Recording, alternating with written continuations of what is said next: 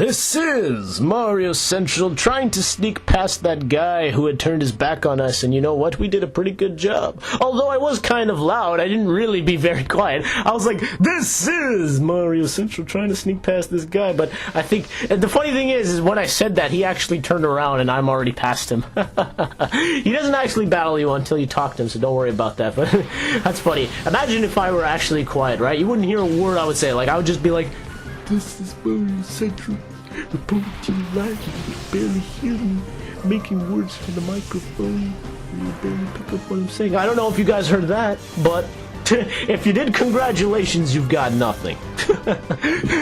Sorry to put it that way, but you've won nothing. Okay, no, I'll stop being cruel.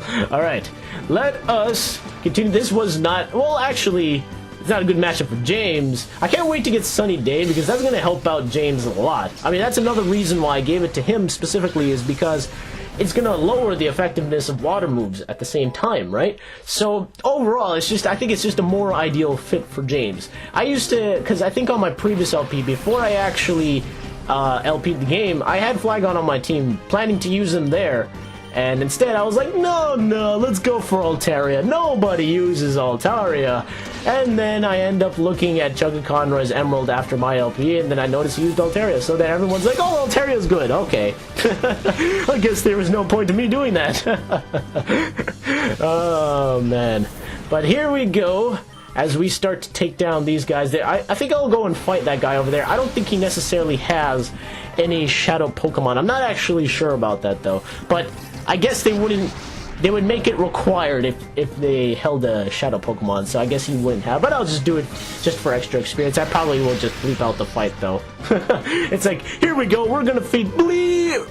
Oh, and now we're finished, just like I usually do. Because I will admit to you guys, as we get to the long stretches of this game, a lot of the time I'll probably cut out some battles because it's just going to get to the point where they're so frequent that sometimes it's just going to not make sense to show all of them, right? Like, I'll admit to you, so far, you know, I've shown a lot of the battles. Not a ton, but I have shown a majority, you know? Like, I think I have shown a lot of them.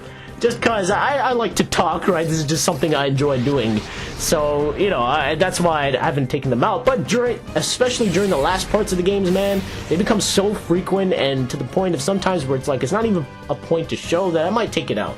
So it depends from here and there, from now on, where I'm going to cut it out, where I'm going to do it. So don't be too displeased with me. But definitely I will be showing each and every shadow Pokemon like these two, Venomoth and Weeping Bell. Who actually, Venomoth, you know, it's a bug and poison.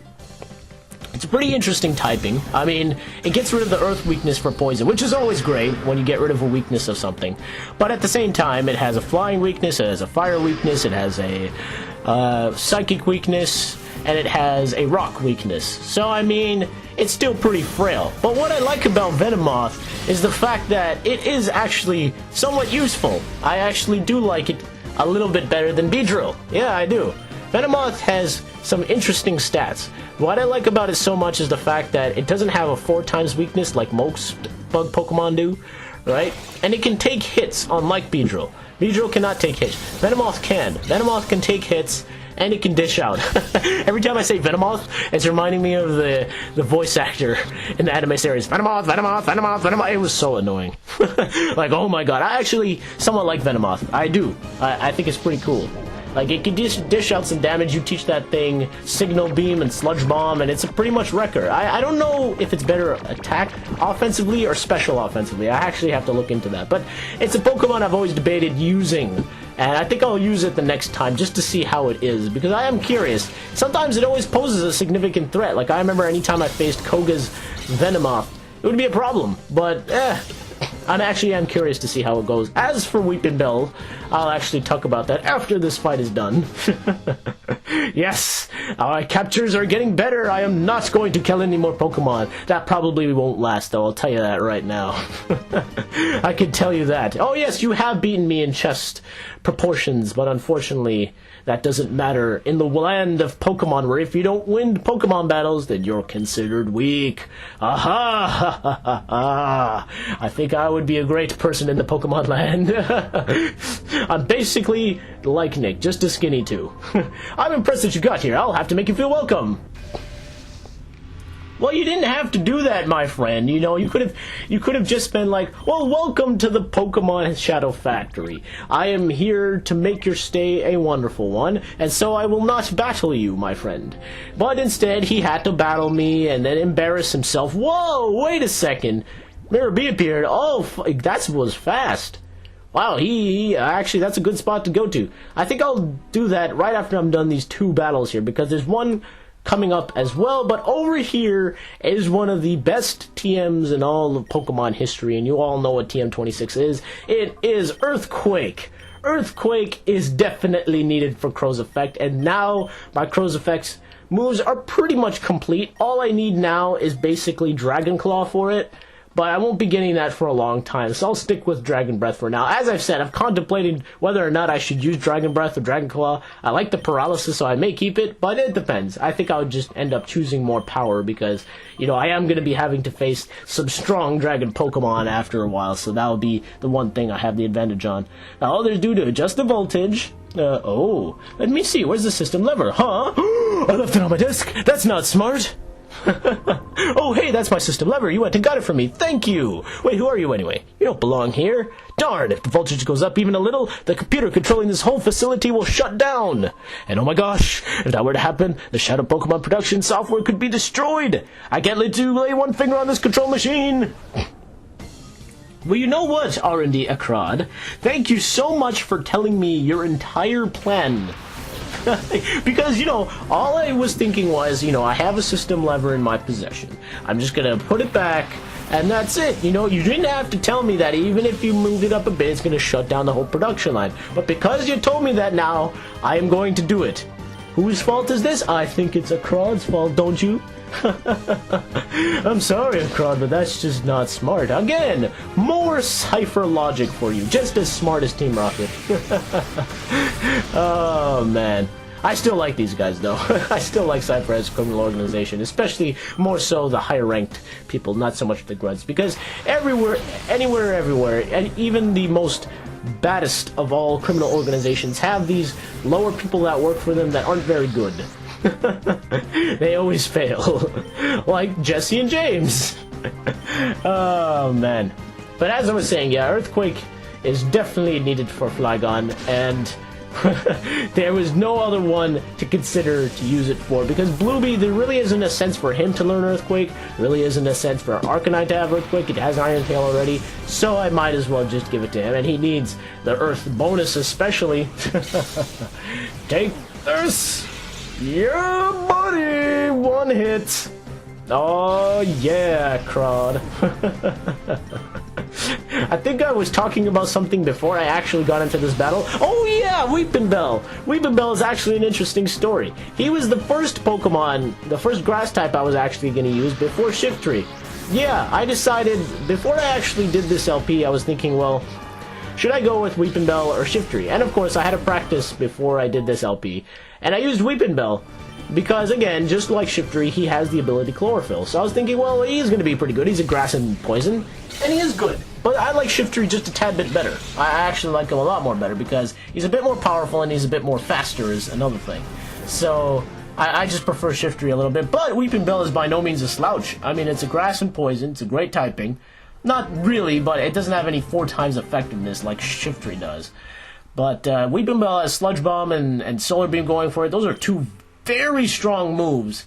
Couple that with the fact that you can teach it things like Sleep Powder and things like that. It's a pretty good Pokemon, pretty useful too, so I encourage you to use it if you're not going to go for Shiftry, because I actually really do like Weepinbell. If I were to have my Victreebel, I also would have named that James because of James Victreebel. Who could ever forget that one? And I was so sad to see it go. James just kicks it, and there's it goes. It goes and finds love. Oh, Victreebel, you enslave us all. Oh, man. I always remember that. I was like, seriously, that's how you actually do it? Let's lower it and be nice. Oh, nothing happened. Well, let's just raise it a tad bit. Ooh, what did that do? The control machine has stopped, and now you're just going to keep getting these vibrations. We've done something terrible. Oh my god! The place is going to explode. Run, Nick! Run! No! Okay, we're good. Nice. That was sort of anticlimactic. Oh, hey, who's this guy? Oh, it's Martin! What's going on? The production line stopped. The control computer's not responding. Oh, you're that punk from the SS Libra. You're behind this, aren't you? No, I'm not. Wait, what are you talking about? Oh no, what the blazes? The Shadow Pokemon production software has been deleted. Gorgon gets furious if things don't go his way. He's gonna chew me out again.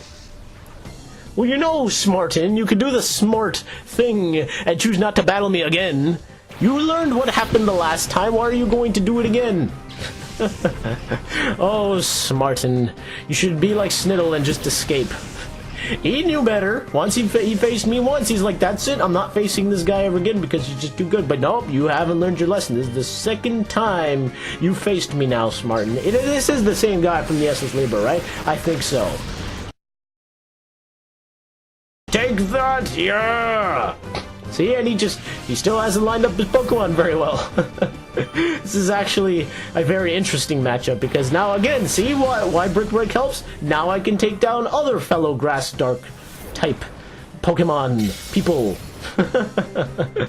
Well said indeed. Because why I'm also thinking of teaching Aerial Ace is the fact that I could also hit other grass types pretty well with it, but I mean, I got Feint Attack, I have Rock Tomb, and so I may decide to just keep Brick Break, but it depends on how much I will need it. I don't think you get Aerial Ace until you finish Area 7 of Mount Battle, so needless to say, I won't be seeing that TM for quite some time. Oh shoot, he actually has a Nurse Ring. I am afraid will no longer... Well, actually, I attacked your Weezing. My bad! That was by accident, Martin. Don't blame me. Don't blame me! Oh, of course you do. And he sends out an Arbok, which I think is the shadow Pokemon of this one. Let's see. Yes, it is! Arbok, more known as being used by Jesse for the longest of long times. I mean, seriously, that thing was in like 5 or 6 seasons of Pokemon. That lasted a long time until Seviper came around. So Arbok is... How to classify Arbok? I don't really like Arbok. I'll just put it out to you straight. It's cool. I like its design. I mean, seriously, that is a cool looking Pokemon that is designed after a Cobra. But oh man, its speed is lackluster. It can't take hits well. All it can really do is dish out damage. But I mean, if it isn't fast, then what's the point of not taking hits well? Arbok doesn't stand up to much, so that's why I'm going to be very careful with it and use stupid things like Rock Tomb. Hopefully that'll take it down. As you can see, it dishes out damage. You can see how much that did to my Athena alone.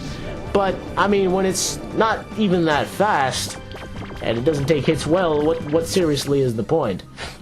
That's why it's just one of those weird Pokemon. Like, I think Seviper is better than Arbok. I think it is, just not by a lot, but it is a bit better. Like, I think it's a bit more faster and even a bit more powerful. I have to look back at that for generic snake Pokemon. Is there another snake Pokemon that I'm not thinking of? Oh no.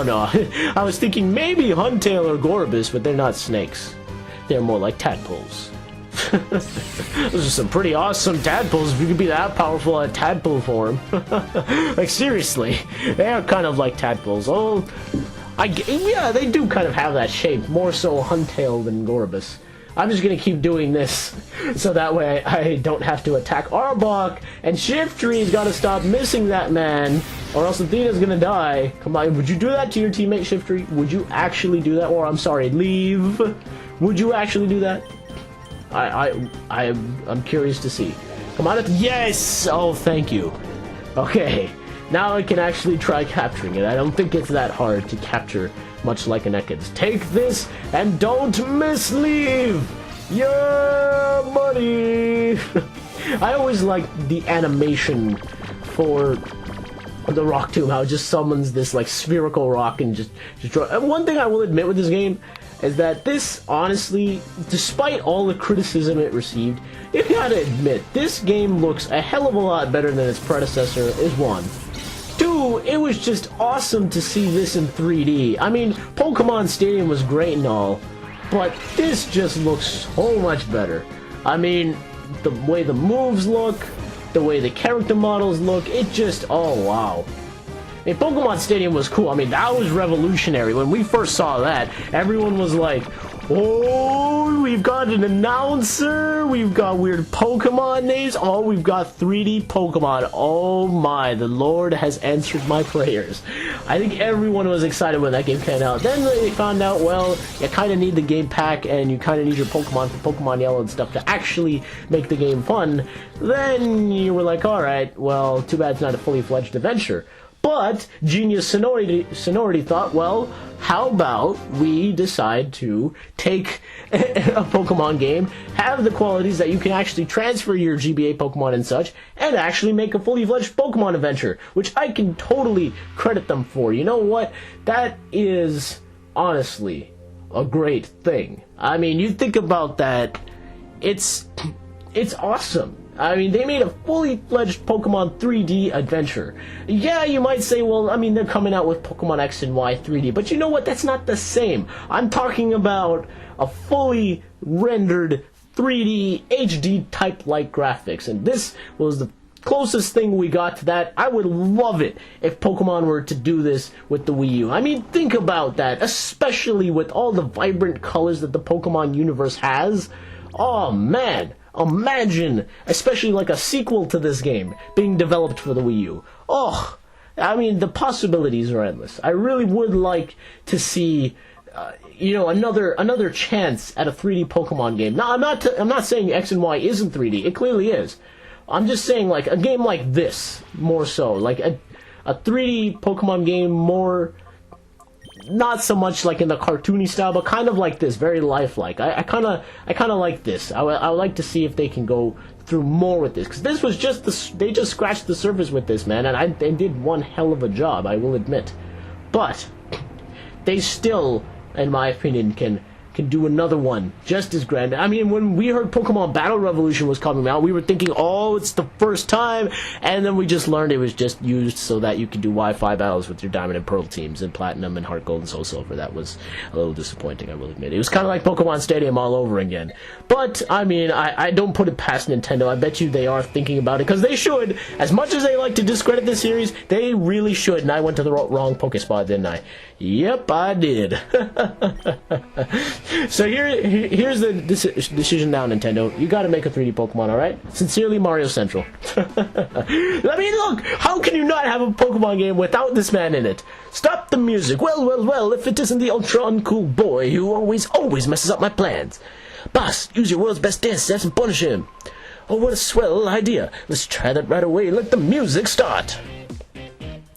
And now we have narrowed it down to Shellder, the Pokemon that we originally killed in one hit, and because James is way too powerful right now, we are not going to even attempt, because, as my fellow person pointed out earlier, Mr. Tarragon, Shellder has some very bad special defense. I mean, honestly, even though I knew that, I still didn't realize how bad it was, but it's pretty bad. I mean, seriously. I know that too, because, and I should have realized that when actually selecting the move. It's got really high defense, which is great, but, you know, mostly, and what I find so strange about Shellder is, again, it had a high attack, which is very strange. I think later on, Cloyster could be a lot more usable. As I said, the Water and Ice type is not that bad. I mean, Walrein, I'm using one right now, and it's pretty good.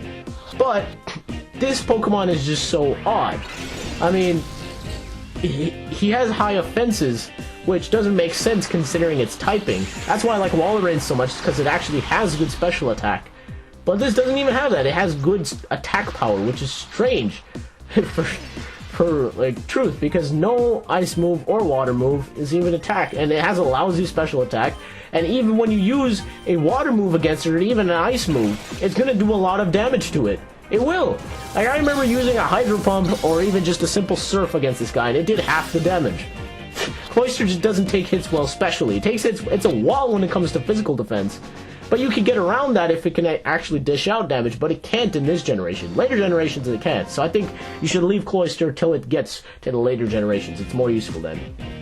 That's right, Miror B, you're even more humiliated than before. Next time, guys, we are going to wrap up the Shadow Pokemon Factory after finally getting all of these Shadow Pokemon.